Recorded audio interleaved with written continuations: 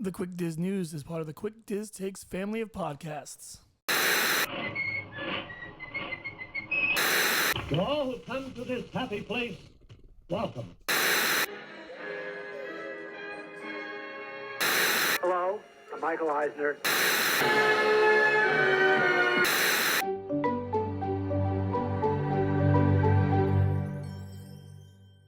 Oh boy!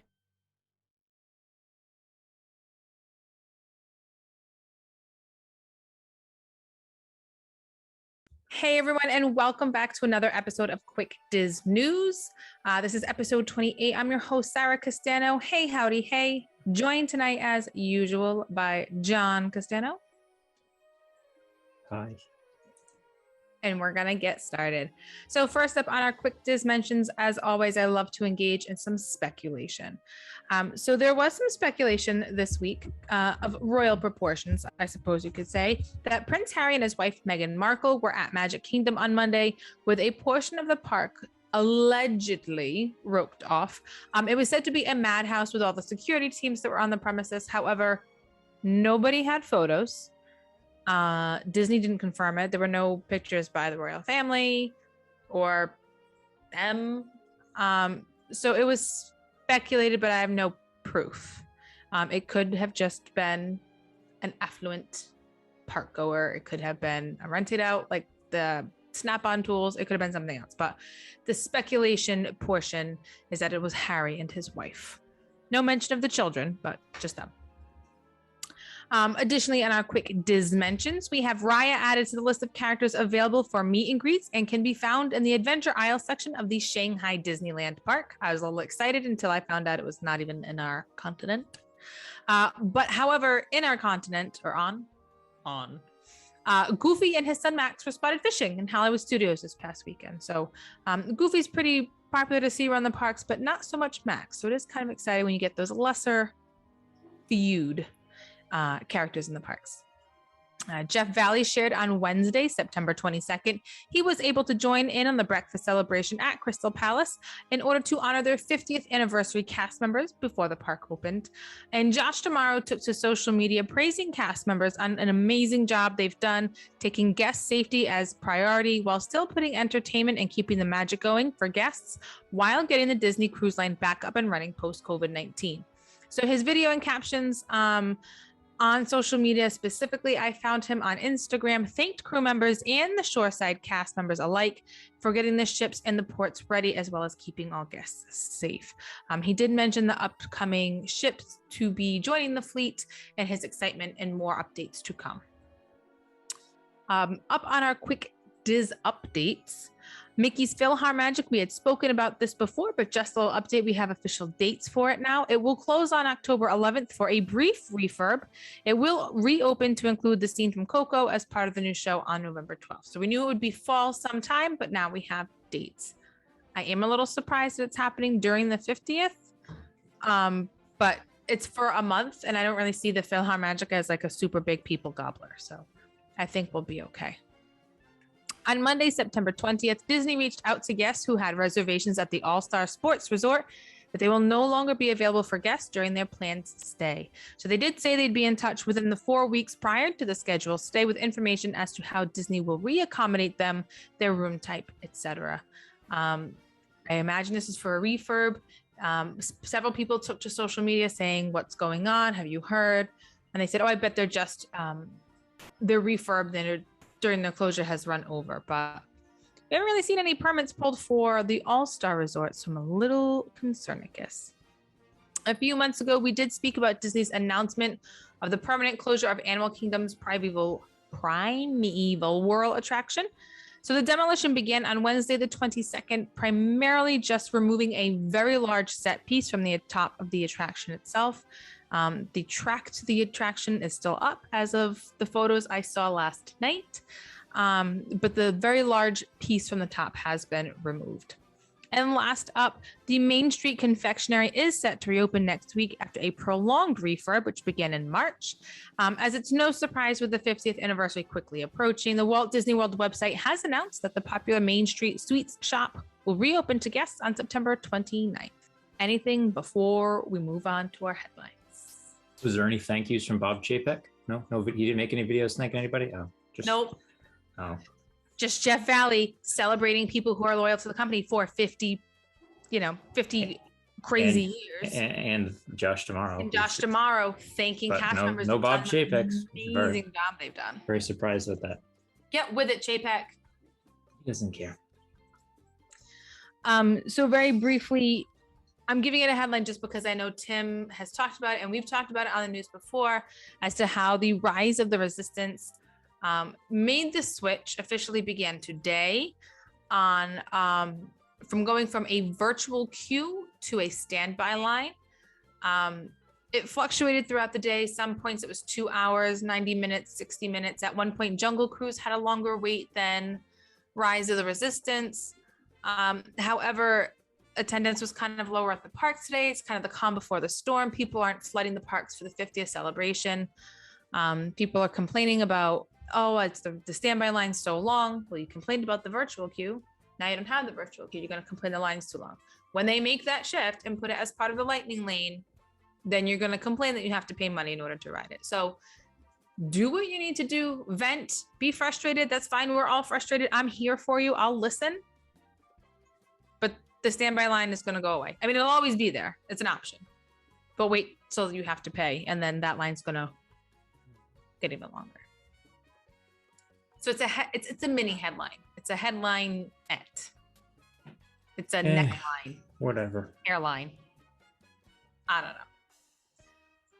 know. In other news, however, Olaf gets his own Disney Plus series, and I'm pumped about this one.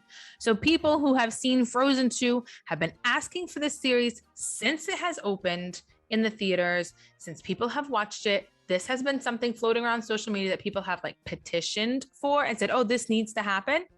So Olaf will be getting his very own series on Disney Plus, recapping Disney classics.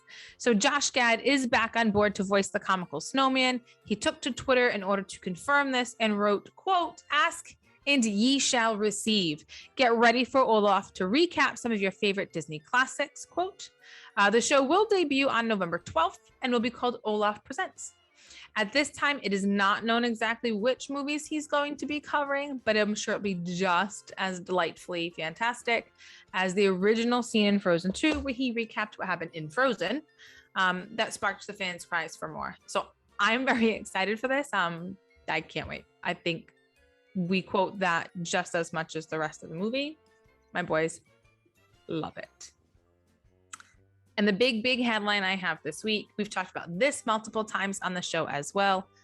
We do get some Bob Chapek in the news, Johnny, but here it is. Bob Chapek speaks out on moving ahead in regards to the Scarlett Johansson lawsuit. So on Tuesday, the 21st, Bob Chapek revealed that the company is, quote, actively researching ways to tweak contracts with acting talents in light of the lawsuit filed against the company by actress Scarlett Johansson and her legal team in regards to the box office performance of the Marvel film Black Widow.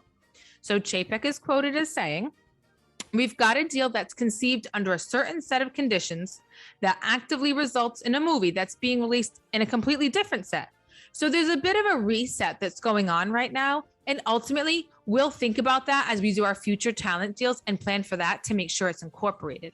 But right now, we've got sort of this middle position where we're trying to do right by the talent.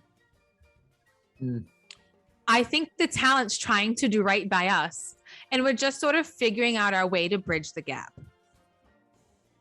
I have lots of words in response to this that I can't say. It's just very simple. You said you weren't going to release it on Disney Plus, and you did it anyway. So you violated the contract. I don't see how you can try to make an excuse for anything. You said one thing, you signed one thing and did another thing, and then you're mad that she's calling you out in a very calling you out and doing it, and then you're going to try to, I know they're going to try to use the COVID excuse. Well, we had to because this, but okay, you're using the COVID excuse to raise prices, do all this other stuff. So when COVID goes back down, you're going to lower all the prices, right? Because that was just your excuse, or that was to make money during COVID. You can't. I understand you run a business, but you signed a contract. Mm-hmm. So you want to make as much money as you can during a pandemic type thing. So you're releasing it on Disney Plus, but then there should have been some sort of addendum to the contract where you went to Scarlett Johansson and said, well, we're going to do this. So we'll do, you restructure it, but you didn't. You just did it on your own. Except her legal team reached out to Disney when they first started advertising. It would also be available on Disney Plus, saying this was not part of the original negotiation. The original contract said theaters, box office only. Now that you're doing this, fantastic, but let's renegotiate. Let's get some compensation for that purchase as well. And it would have been, and now because of this and going this far, now you're losing out on her being a producer and starring in the Tower of Terror movie. So you're losing out on, so now you're actually losing future earnings because people were looking forward to her being a part of a Tower of Terror movie. But it's just, you had made the contract, you should honor the contract. If it was the other way around, like I said last time we talked about this, if it was the other way around, they would have no hesitation to go after somebody and do, like, they have no problem.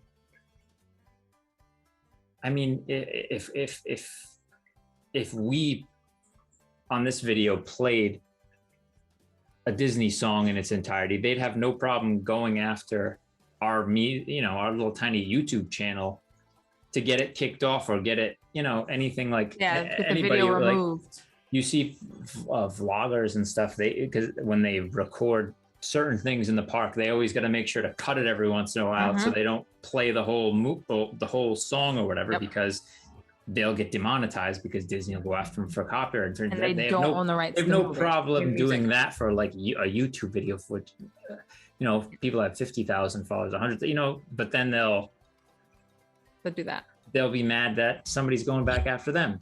So it's just, I don't know. So while Chapek did not specifically state the ongoing legal issues with Johansson, obviously that's what this is in reference to. He did mention deals signed prior to COVID-19 that ultimately had to be altered due to conditions impacted by the pandemic. So Disney is now trying to conduct their future moves concerning this specific lawsuit into a confidential arbitration in an effort to keep talk out of the public and protect their interest that has already been marred by the lawsuit and claims by both sides. So when this first came out, there was a lot of back and forth very publicly, lots of misogynistic comments were made. And I think Disney is super duper embarrassed. And they just want this, one, to go away.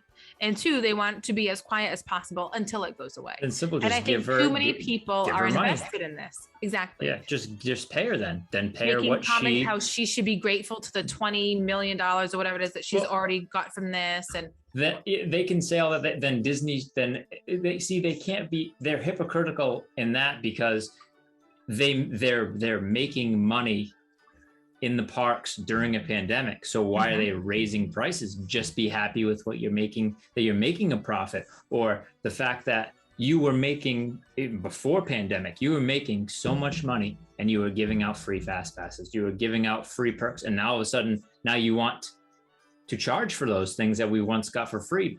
Be happy with what you got. Why do you need, it's the thing that blows my mind too is they're saying how they need to recoup this money. And I'm thinking, all right, so during the COVID closure, yes, you had reduced park capacity. Absolutely. That was a safety concern. It was part of your safety reopening plan. I get it. How often did you see park reservations completely sold out?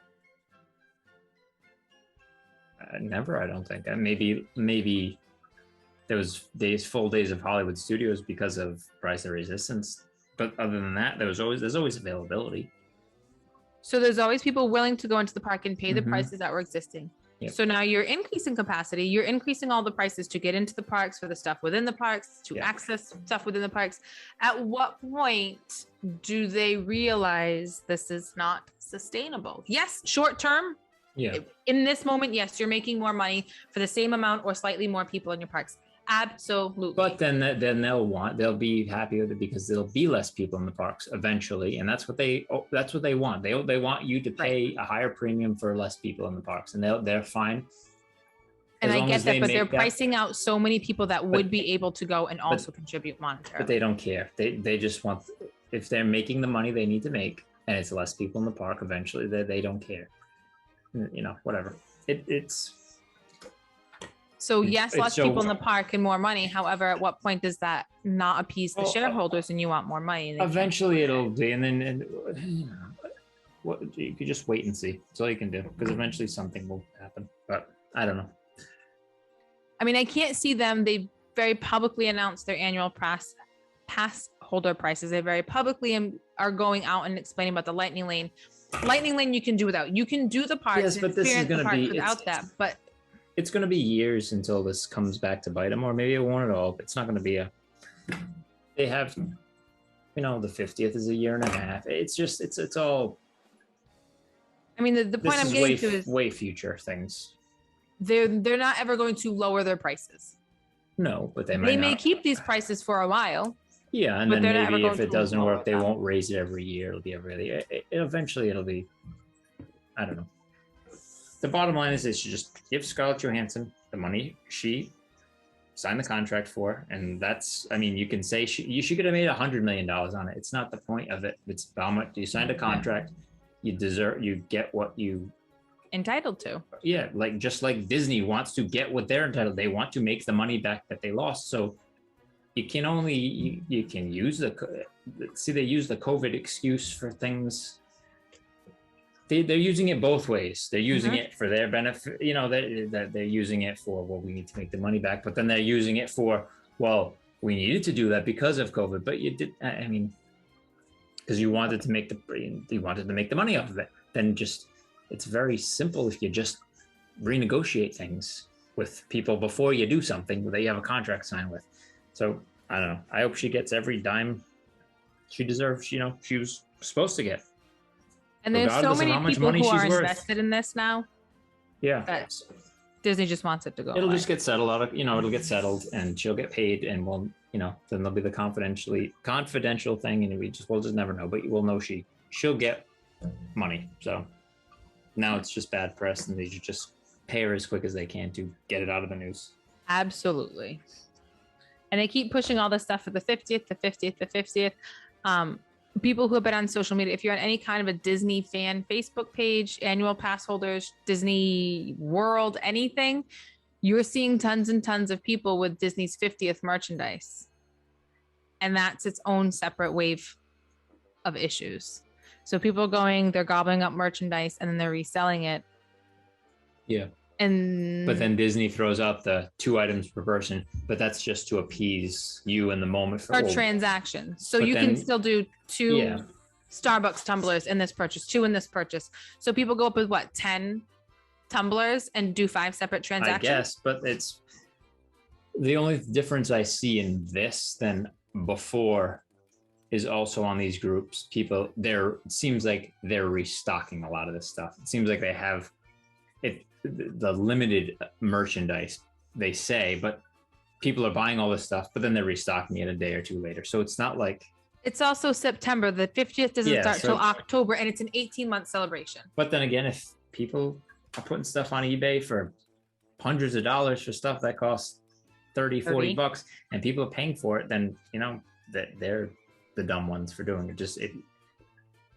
I don't know. I just don't want Disney to get any ideas that they should start charging $150 for a bedazzled tumbler. No, I don't think they will. I think they need to enforce. I mean, there is that thing in the annual pass holder agreement that you sign that you're not supposed to resell your stuff that you got for a discount.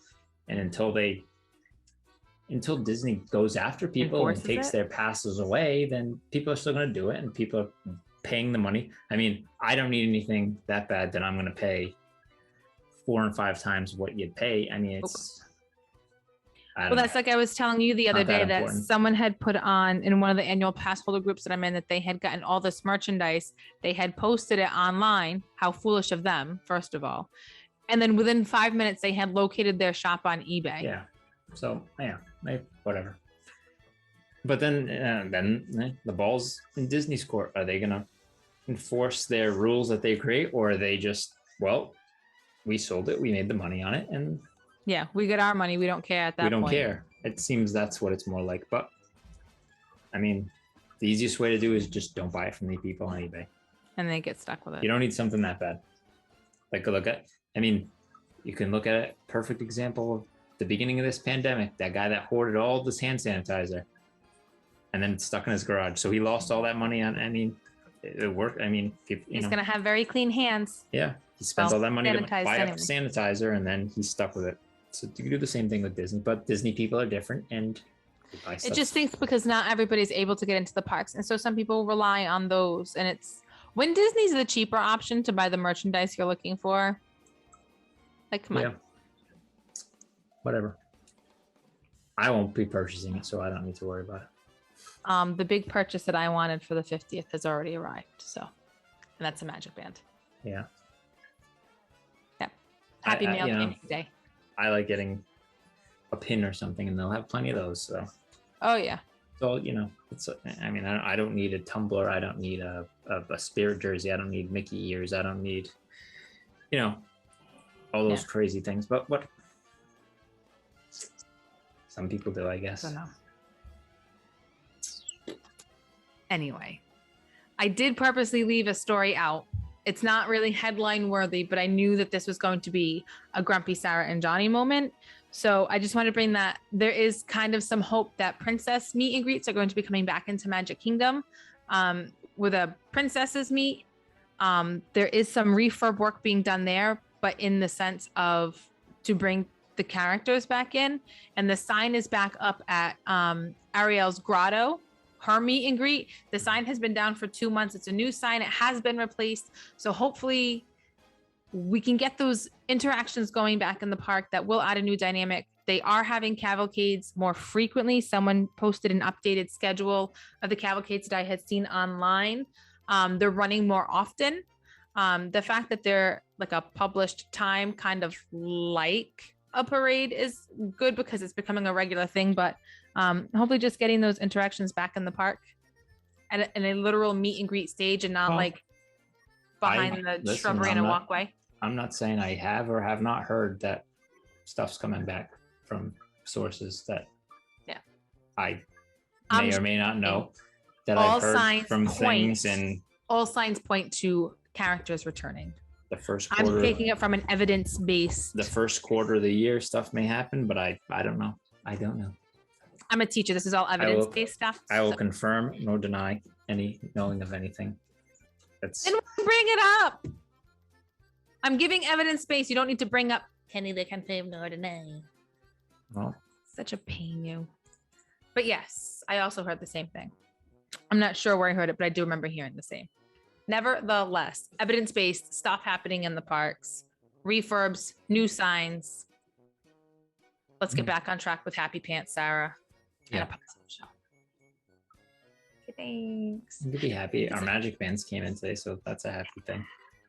A little bummed that we had to pay the $30 for them, but it's better than paying full price.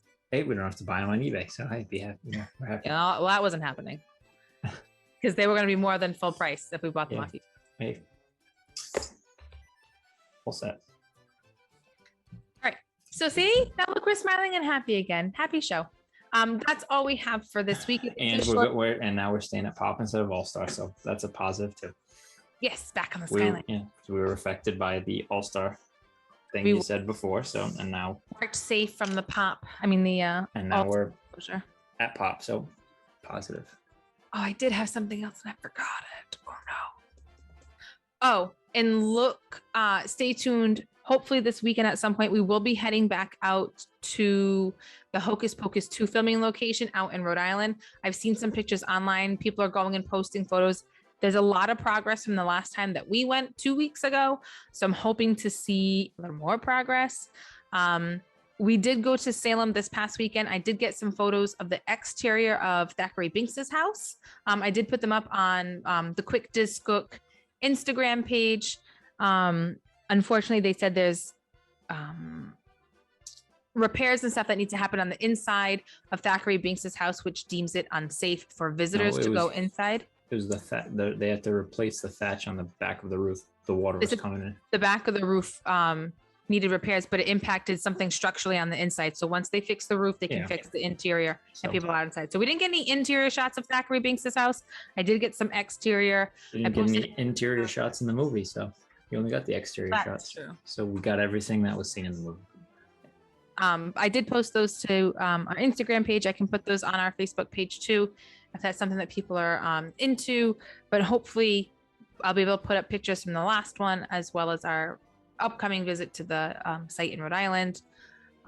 They're still looking for extras, people in New England. If you're available for like a full week, 12-hour commitment during the day, would you say gentlemen with long hair? Gentlemen who have with long hair, and preferably people who have a dance background. Excellent. Flash mob, in ye old Salem. Mhm. I can see it happening. And Oh my the God, chi- can you and it imagine was- if they did Thriller? and children too. It was like, well, I mean, Little children. they want everything, but it was specific. They didn't care. It was whatever look for females, women and children, but the males, they specifically wanted longer hair, which I'm assuming was for the Period 1600, look. the 1600 look.